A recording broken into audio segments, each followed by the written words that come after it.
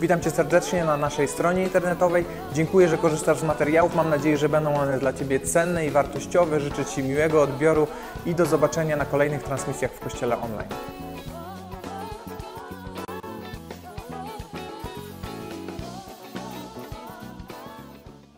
If you have a Bible with you, we're going to be in Mark's Gospel, chapter 1. So as you find your way to some notes, a pen, open an app on your phone that you can jot stuff down. The title of this message is Man-Made Wilderness. Man-Made Wilderness. I know some of you might object to the notion of such a thing on the basis of that being an oxymoron. You're like, nope, I refuse. If it's made by man, it's not a wilderness.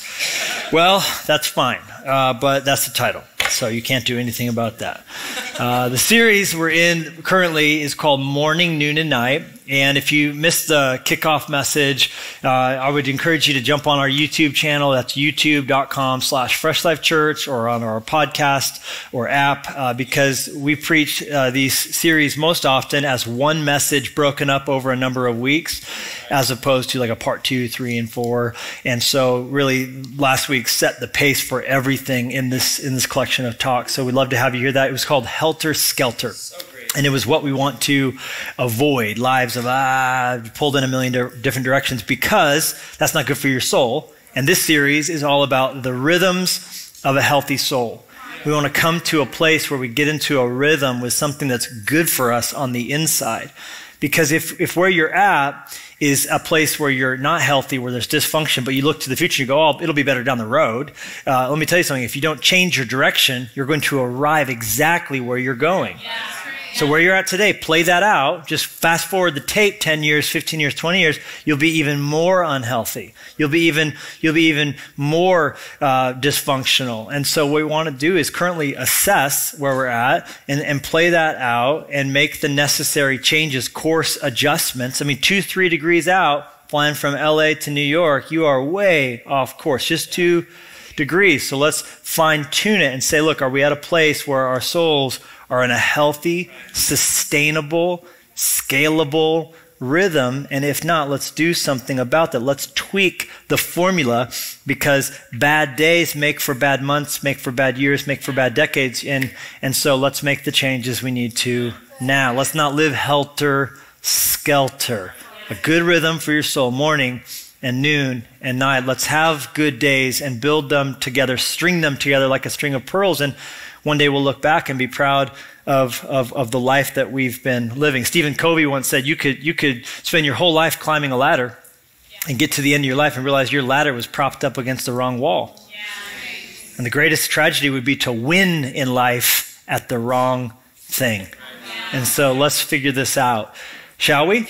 And I'm admittedly in this series, I'm preaching to myself. I always am. I'm preaching to myself more than I'm preaching to anybody. So this isn't me up here like, hey, you people, this is us.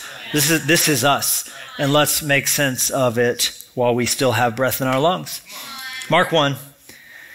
At that time, Jesus came from Nazareth in Galilee and was baptized by John in the Jordan. As Jesus was coming up out of the water, he saw heaven being torn open. Casual. He's coming up out of the water. Heaven just got torn open. I know you had a good baptism experience. His was better. Heaven's torn open? Well, just wait, it gets weirder. And the Spirit descending on him like a dove.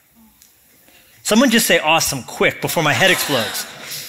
And a voice came from heaven, "You are my Son, whom I love. With you I am well pleased." At once, the Spirit sent him out into the desert. Underline that. At once, the Spirit sent him out into the desert. And he was in the desert for 40 days, being tempted by Satan. He was with the wild animals, and then angels attended him. Well, of course they did. I know you guys are just reading this like it's no big deal. Like that's something that you've been through 1,000 times. You're like, yeah, of course. The Holy Spirit descended on him, and then the Spirit drove him into the desert, and that was when the angels were there. No. Was that before the animals were with him? No, animals were with him, and then the angels came to him. But I've always had a hard time with this, trying to make sense of it all. Why did the Spirit lead Jesus into the desert? Because didn't Jesus tell us to pray, lead me not into temptation, but deliver me from the evil one? So what's this all about? The Spirit sends him into the desert, and when he gets there, he's like, why do I got to go? The baptism was great. It was awesome. Don't just go, you get somewhere to be. Okay, all right, I'll go. And then he gets into the desert, and the devil's there, and he's like, he looks to go, the Spirit's gone, the door's been shut. He's like, now I'm in a cage match with the devil? He was tricked into a cage match with the devil that lasted over a month, and now he's here in hand-to-hand combat with the enemy. What is this, like some sort of Indiana Jones and the Holy Grail? You must pass these 3 trials or you're not worthy to sip from this chalice, right? Only the penitent shall pass. Okay, if you can survive 40 days in the desert and then you can handle the devil telling you this, and then, because we don't read it in Mark's gospel because he's the concise gospel. Someone called Mark the and then gospel because one of the most common phrases that you're going to read when you read Mark's gospel is and then. Because he's like, and then Jesus did this. Oh, and then Jesus did that, right? This whole thing, he never gets to turning bread out of rocks and jumping off the temple and angels catching you and, bow down and worship me and I'll give you the kingdoms of the world. He never got to any of that. Because he's like, and then guess what happened, all right? And he's just like jumps around from thing to thing. It's not even his information. He interviewed Peter, and Peter's information is what we have in Mark's gospel. But if we were to read the other accounts, we would see the devil bringing these 3 challenges to him. And I've always read it, and I've even heard it taught that this wilderness testing was like some sort of strenuous, grueling, Spartan challenge. And if Jesus could make it through the 40 days, if he could succeed where the first Adam failed, that's how I've always heard it. And Jesus is the second Adam. Jesus is the one who would step into a desolate wilderness where Adam was in a perfect circumstance, a flourishing garden, leaves everywhere, trees full of fruit. Everybody was happy, naked and unashamed. But even in that idyllic situation, Adam fumbled. Adam fell. So Jesus was going to come into the anti-Eden, this desert, this bad land. He was in the elephant's graveyard, right? He wasn't even supposed to be there, right? And yet, even here, as the devil brought the fruit to him, Jesus was unwilling to eat that forbidden fruit. Actually, it was forbidden carbs. Now, I would have a hard time with that. I'm just going to be honest with you. Fruit I could take or I could leave, but you give me some hot bread. You get some balsamic and some olive oil. You get some rosemary on the top. It comes out. I love me some bread like at the macaroni grill. Like, I kind of secretly like it when they forget to bring the bread out at an Italian restaurant. I'm like, I shouldn't say anything. Oh God, I want bread so bad. And they're like, did you want some bread? Yes, please. Just let me rub it on my face. Is that okay? Is that weird? Too much information early in the service? So Jesus like turned down the carbs, all that. And how I've always kind of seen it is that if he didn't handle the hardship of the desert, then he wasn't even worthy to go on to the challenge of the devil coming at him. And so I picture Jesus kind of like curled up in a ball, kind of like, oh, it's only my imagination. It's only my imagination, like Kevin McAllister in the basement, and he's there in the wilderness, and he sort of hates it all, and it's so horrible, and it's getting him weaker and weaker and weaker, and at the 40-day mark, he's so weak, and the devil shows up, and he's barely hanging on, but he manages somehow to rally himself like Rocky Balboa, and his eyes all puffed up, and he's all hurt, and he's emaciated and sick, but still somehow he prevails. And he came out of and it was like dun dun dun dun dun, and that all presupposes one fallacy: that Jesus did not like the wilderness, that he somehow found it distasteful to be there. And if that's the case, then the rest of the gospel accounts don't make much sense. Like, what are you going to do with Mark chapter 1 verse 35, which says this? Look at it on the screen. Jesus, throughout his life, would rise up early in the morning when it was still dark out and depart by himself and go out to desolate places. Same idea in the original language, wilderness places, and there he would pray. You have a little bit of time before the day begins. What are you going to do? I want to be in the wilderness. Mornings. He would hang out there. Oh, we're also told, this is Matthew's gospel, 14 verse 23. After he dismissed the crowds, he went up. This is after a hard day of work. He would go up to the mountains by himself to pray. When evening came, he was in a wilderness place by himself. Spirit not leading him that we read about. This isn't being pushed to some horrible challenge. This is him of his volition after a crazy day of work realizing I'm depleted. I'm pretty spent. You know what I need? It's going to reinvigorate me? The wilderness. And it wasn't just mornings and nights either, because Luke's gospel tells us, Luke 5 verse 16, Jesus would often withdraw to lonely places where he could pray. So the idea is not that this is somehow some awful thing, but Jesus endured it. This wasn't Jesus being forced to a place of weakness. This was Jesus being led to a place of strength. What I'm trying to get you to see is that the Spirit didn't lead Jesus into the wilderness so he could be tempted. The Spirit led Jesus into the wilderness because he was going to be tempted. This temptation's coming. This hard thing's coming. You have this whole huge ministry about to begin. There's going to be all of this 3.5-year hardship. You need to start it off with a full tank. And so the wilderness is going to be where you're going to get your tank full, where you're going to be strong, and you'll be able to handle all that's to come. What I'm trying to get you to see, and we're going to put it on the screen, is that Jesus overcoming the temptation wasn't made more difficult by his time in the wilderness. It was possible because of his time in the wilderness. It was only possible to withstand all that was about to come because he was willing to first endure this time of being alone with the Father and to do so in a desolate place. You have to understand, this isn't torture for Jesus 40 days there. This is tactics for Jesus 40 days there. Tactics. This to Jesus isn't somehow some sort of strenuous thing. This was a strategy that he employed. And I think what that means for you and for me is to assess our lives and to ask the question, with all this in front of us, how can we be like Jesus and make sure that we, as men, would follow in the footsteps of the Son of Man, and we would make our way to the wilderness. This man made his way to the wilderness. Man made wilderness.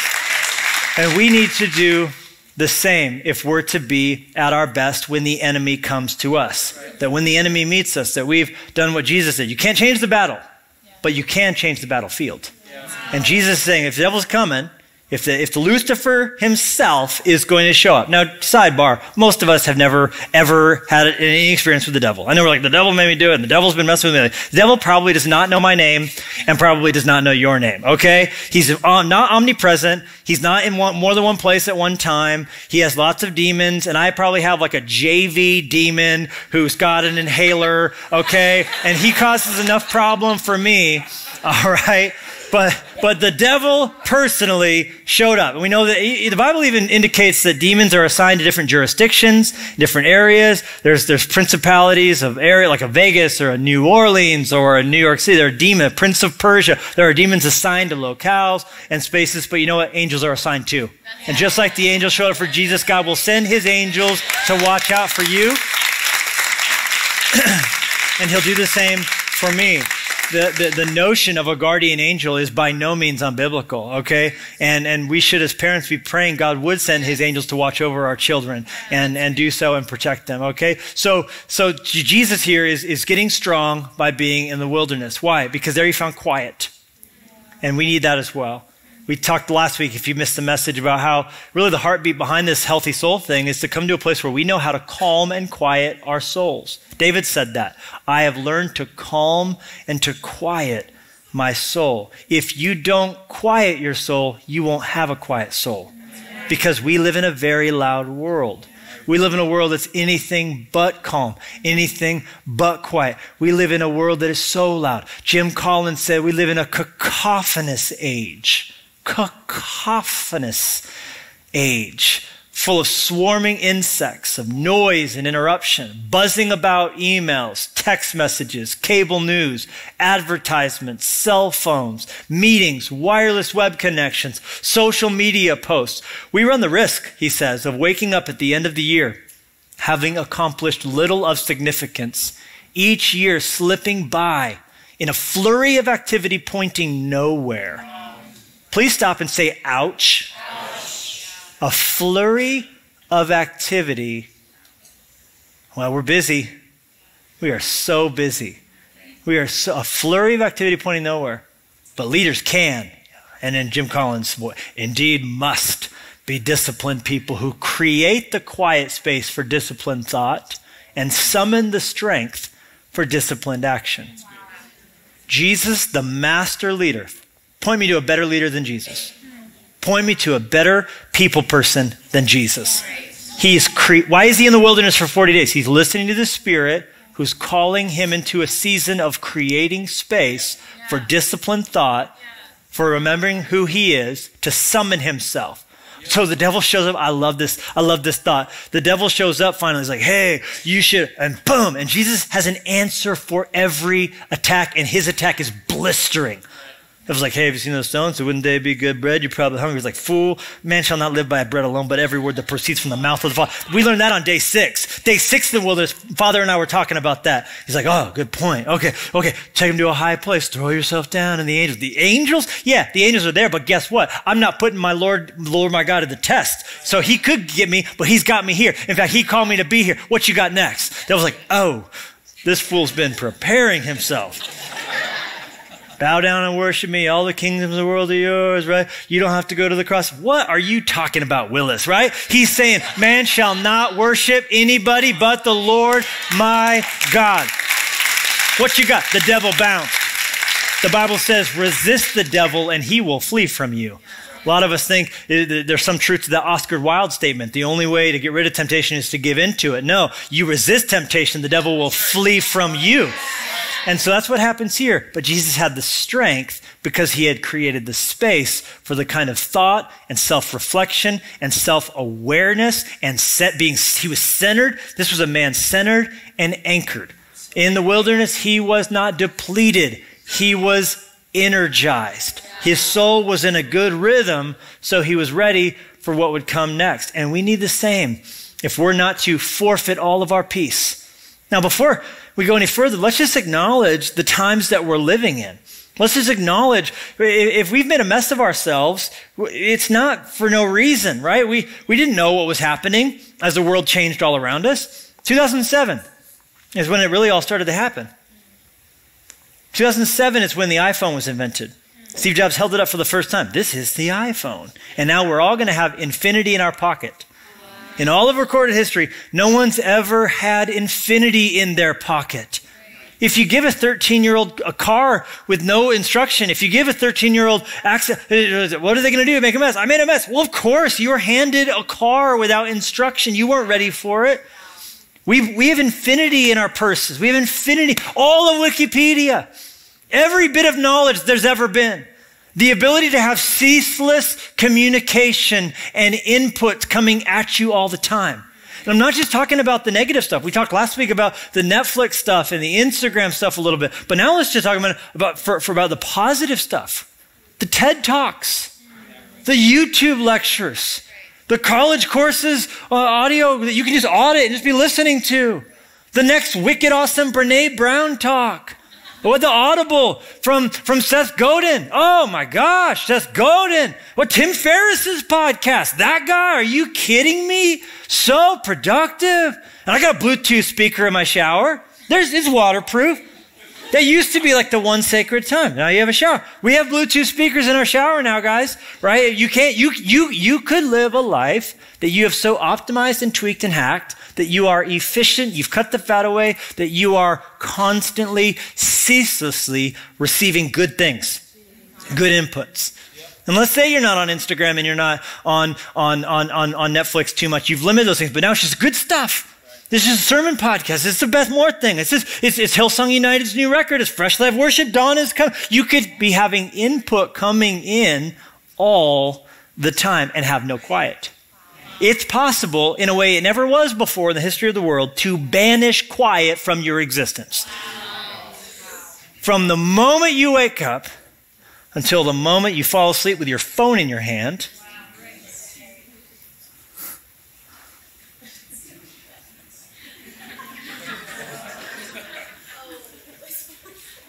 I know someone who can't sleep without ESPN on, real low volume. Can't sleep without sports. It's just in the background. I just need a little noise to help me sleep. It's never in the history of humanity been possible like it to have such incredible, complex inputs coming in all the time. And Twitter, 2007 was when Twitter went mainstream, by the way. Invented in 2006, that's when I signed up for my account. But in 2007, at South by Southwest, it went like a wildfire around the world. 2007 was also when Facebook opened up from just being a college website to being anybody that has an email address can now all of a sudden have this digital community. All of a sudden, infinity is in our pocket. We can communicate with everybody all the time, and we never have to stop taking in if we don't want to. 2007, the world changed. It's also when Fresh Life was started.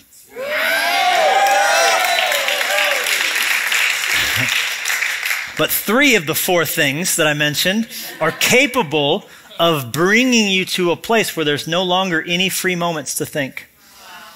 No longer any quiet spots to ponder. One author, he said, it used to be if your flight across the country was longer than your book was, you would just look out the window and stare. But now we have a 7-inch screen in our phone, in a headrest. We're not going to get rest because there's something in the headrest. And there's Wi-Fi too, which we complain about. It's so slow. Oh, the Wi-Fi on that flight was brutal, savage. Don't know how I lived. You know, it used to be you put a tie on and just sit there and look out the window.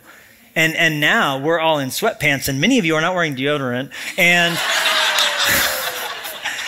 and we're like, the internet, bleh, right? What has happened? And what have we given up? Because Jesus said it's possible to gain the World Wide Web, but lose your soul. One translation says you can lose touch with your very self. That's what happens. We lose touch with who ourselves. Who are we? We don't have a moment to think. I also unearthed that, and this is in Cal Newport's book, which I referenced last week as well, Digital Minimalism. He talks about how your brain, when receiving information, like a TED Talk or like a podcast or like a book on Audible, it cannot disengage the social side of who you are. There's a social side of you.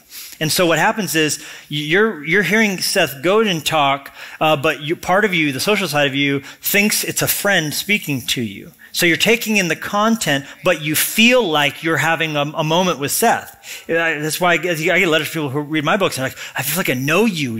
There's such a moment. It's because they felt like they were socially with me when they were listening to me read my book to them. But let me tell you something. I was in a little studio in Nashville. I was not in your car with you. We're not having a social moment in that experience. It's not social. So the tragic side of that is you can feel fatigue and overload of the social side of you. So when you live that way, you're less likely to want to engage in actual face-to-face relationships because you feel like I feel like I need some alone time. I've already had so much time with people, but you haven't. And the tragedy is that, guess what? Malcolm Gladwell's not coming to the hospital when your kid is in the emergency room.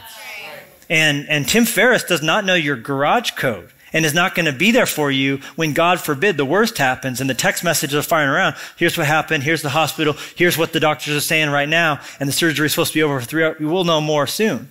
And you know what? Nancy Lee DeMoss is phenomenal, and so is Beth Moore, and so is Christine Kane, but they're not going to be there for you like your small group will. And if you're so taxed socially from what you're taking in your self-development life hack way, you'll be too exhausted to develop the rhythms of relationship that are going to be there to sustain you in a necessary and life-giving way, should, God forbid, your life go off the rails. And so what are we giving up when we give up quiet? What are we giving up when we give up being just solitary for a moment? Not like the card game, right? Solitary, solitude, right? These are things that have been lost in our nonstop cycle where we're expected to know everything. Someone says, "Did you know what happened?" I'm like, "I didn't know what happened."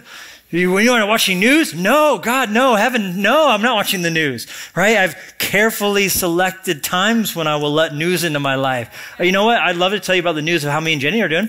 Because we had a great date this week. I can tell you about how Olivia and I are doing, my oldest daughter, because she's going to be out of the house in just a couple of years. And guess what? We had a wonderful time this week. I had a great daddy-daughter date with Daisy. We had so much fun. I caught up with her. So I don't want 24/7 news coming into my head. I don't want nonstop Audible coming to my head. I'm going to listen to some books. I'm going to do something, but I'm going to find time in my life. I'm going to make my own wilderness. I'm gonna make my own wilderness. And you can too. It doesn't matter if you live in the middle of Yellowstone National Park and you're listening to this, you're like, it's so easy, I go outside. Now, you know what, you can go into an actual wilderness but not be in one.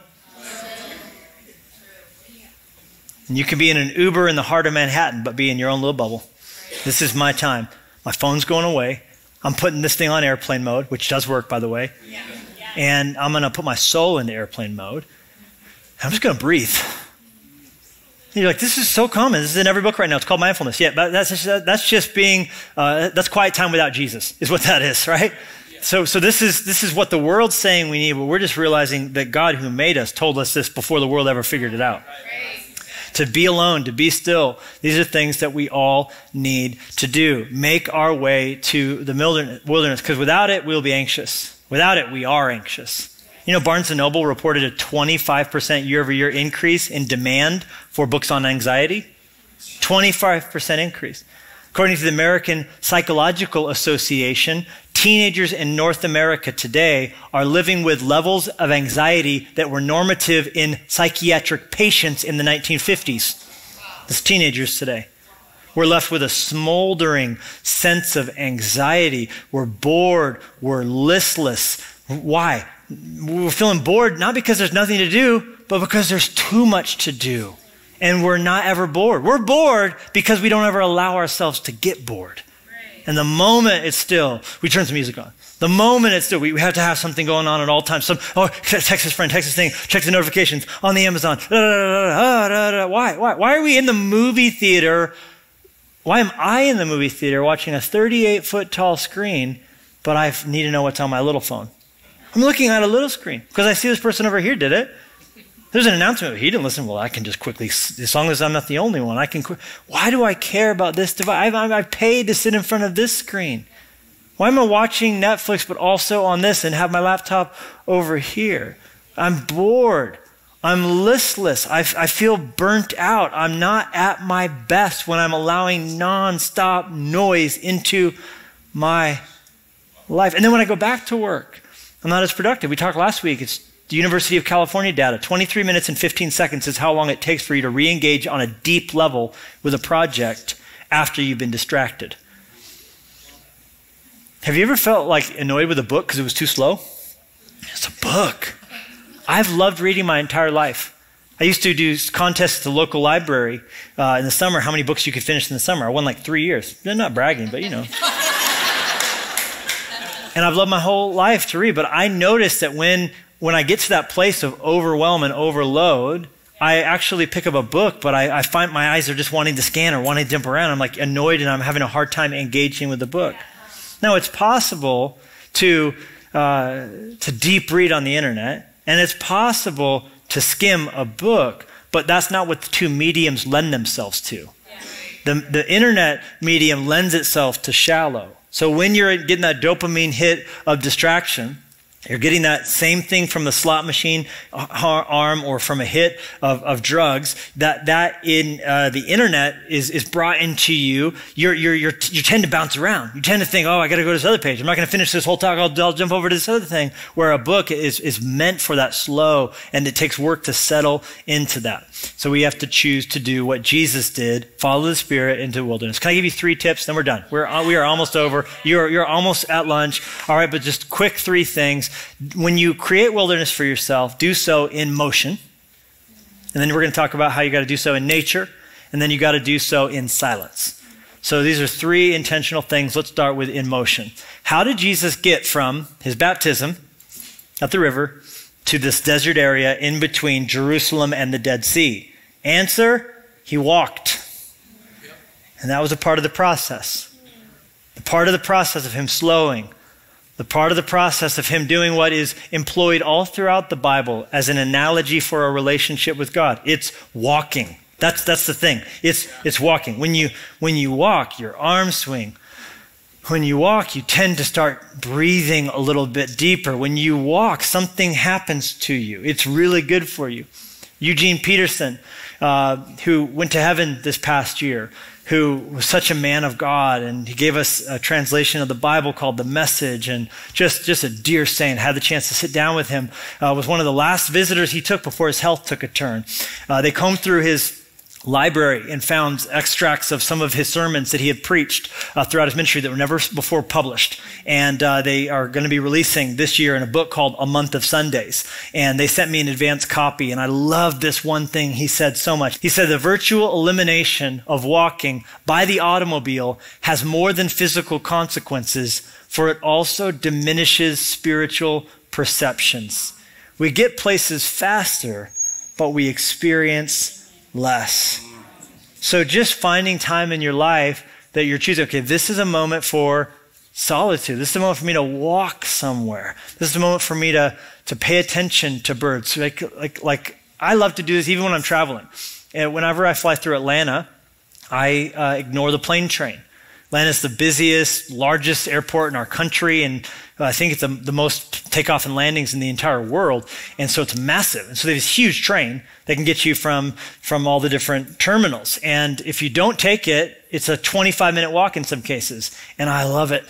It is me time. If I have the luxury, meaning I don't have a quick turnover, I will always walk that. And it's a beautiful thing to watch people hurrying, and just be like, I'm leisure. I'm just walking here. So even in a situation like that, I can find some time for there to be that quiet. Do so in motion. Thoreau said, look at this, whenever my legs begin to move, my thoughts begin to flow. And you'll find that like so many great leaders throughout history, Dwight D. Eisenhower would take walks alone. That's how he planned out the D-Day invasion. Steve Jobs was prolific for his walking. He wouldn't have business meetings. He would have business walkings. He'd have people meet him and they just go walk around Palo Alto. They would just take a walk together, and that was where the ideas, the juices began to flow. This is such a great time for ideation, but let me give you some pro tip. Leave your phone behind. I won't use it. It'll be there. You'll use it. You'll know it's there. You'll need to touch it. You'll think about it. You'll pet it longingly through your denim, right? You know what I do? Because they're like, what if I have a great idea? You could use a pencil and a paper. It's crazy. It's the craziest thing you've ever said, Lusko, right? What does that even mean? I throw a little pencil and paper. I have outlined chapters to books. I have written whole sermons. I have had Jesus speak the tenderest things to me. Sometimes he just whispers, it's going to be okay. Wow. It's going to be okay. It's going to be okay. I take these walks. This is how I work my way through grief. This is how I worked my way through every hard season. Every hard season we faced at Fresh Life. The one this week, I took a walk. And God whispers to me, and I'm still. And sometimes I just say, I'm not like long prayers. Sometimes it's just Jesus. And that's it. And that's enough. And there's the space to breathe. And sometimes it's all I can do to make it without crying. And other times I feel like a dance inside my heart. But something is set on fire, some steel. And I always get back different than I came. Find your time like Jesus did and do it walking. Secondly, in nature. This area, I've been there. It is cool. No, it's actually not cool. It's hot, but it's really beautiful. That's what I meant by cool. And it's like the Dead Sea is the lowest point on earth. And so you have these extreme, fluctuations, and it can get cold at night because it's desert, but during the day it's scorching hot, and there's craggy rocks, and it's just beautiful. It's deadly, but it's beautiful. And so to think of Jesus there, I could see him settling in. I love it. Little thing about me, it cannot get hot enough for me. God has a sense of humor. When we get like our 300 plus days of the year, and we have not had one yet, I'm like the happiest person alive. If you complain about heat, I'll smack you. I'm like, yeah, bathe in it. Like I'll turn off AC. I want to feel hot. No, I like nothing more when hot leather sticks to my thighs in the car. I won't turn the AC on. I love it. I love it. I love it. Give me Palm Springs. Give me Phoenix. I love to feel that hot. I love it. So I picture Jesus spending time with God. I'm like, I get it. I get it. I understand why you would go to the wilderness to have this temptation. It was beautiful. But he wasn't just in nature. He was also with who? Animals. This is a practical and simple thing. Foster intentional time with animals in your life. You're listening to the podcast. If that means having to go to the zoo, whatever. There's something about animals. Our first assignment was to hang out with and give names to animals. God knows we need time with animals. Didn't Winston Churchill say this? He said, there is something about the outside of a horse that is good for the inside of a man. Wow. Now, we, of course, know now enough about that statement's truth to use animals in therapy. There's something calming about it. I was thinking this week about Free Willy. I don't think I've ever cried harder as a kid. And yet, here's this kid in a foster home after foster home, trouble and shoplifting and bad friends, and could really go a bad way. And it wasn't just the people, it was also that animal. Looking into that whale's sad, creepy eye, are you kidding me? He's like, your fin's bent over, mine is too, right? They helped each other. He helped Willie out, but Willie helped him out. I'm telling you, there's something about animals. All right, so in nature and in motion, and then lastly, in silence. In silence. And this is really key, that we're minimizing inputs. And I'm all for reading the Bible. Duh. Right? I'm all for worship music. Duh. Right? And yet it's important, I think, to have times when there's no input coming in. Now this is going to freak you out at first. If you haven't done it, it's weird. Why? Because a lot of us are like, we're with Anne Lamott. She said, my mind's like a bad neighborhood. I don't want to go in there alone. Right? Some of us, we're disturbed to find out what's going to be in there if we ever get quiet.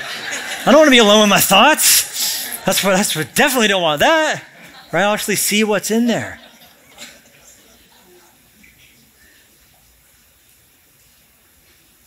But to allow there to be silence in your day, it's so good for you. So good for your heart. It's so good for your relationships. And when you'll realize you'll come from the silence back to the people. And not the digital people. They're there. They're going to be there. But we're going to come to real people. Flesh and blood people who are going to be in our lives and care for us and pray for us. Do you have Christian people in your life, Jesus followers, who you can just say, I'm really just sucking at everything right now. I need you to pray for me. I feel like I'm at burnout. I'm not healthy. You need people in your life, and you need silence in your life. And we all need to be comparing notes together on what we're hearing in the silent, what we're hearing in the scriptures, and doing this life together. In motion, in silence, in nature. I like to combine the three. I always bring my dog with me on this walk, and that I take, my Jesus walk, and it's profound to see the dog and just to see him to me, him always looking up at me, his creepy eyes, and he's cute, he's amazing, he's a little poodle named Tabasco, and we just go out together and hang out with God, and it's a wonderful. I'm just putting my cards on the table.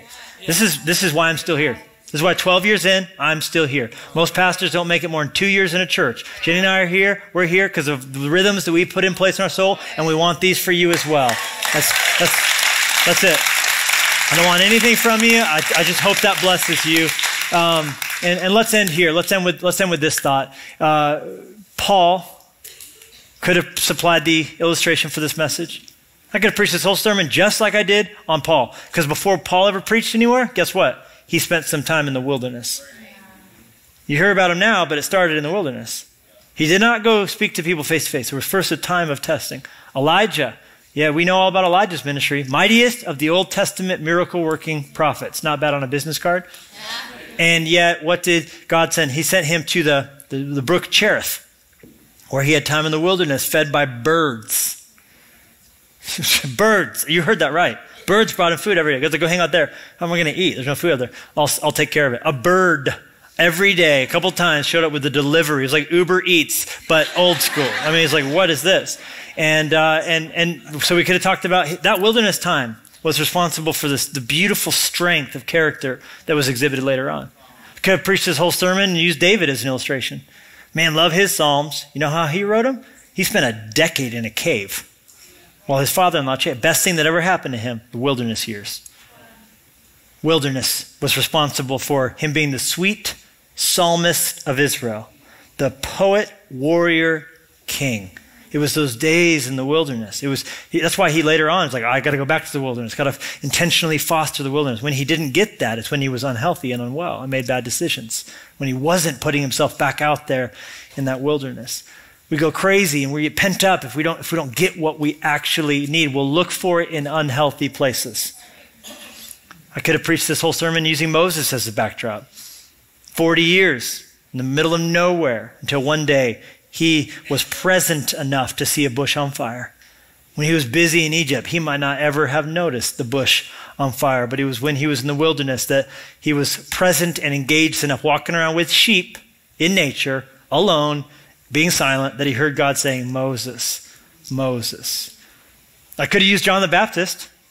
John the Baptist shows up preaching everywhere. Everybody's coming out to hear him. Kings want to hear him. Poor people want to hear him. Roman soldiers want to hear him. Pharisees are mad at him, but they secretly want to hear him too. And when they show up, he's like, who told you you could come, you snakes? Dude was punk rock. Outfit choices, Prada, Gucci, none of these fashion shows had nothing on this cat, right? Hairy camel skin, like so current. That's so, it's so, what a savage camel skin. Oh, camel skin. You see what Jay the Bee is wearing? Camel skin, right? Big leather belt. And he was a crunchy granola dude. He was eating locusts and honey. It's like, wow.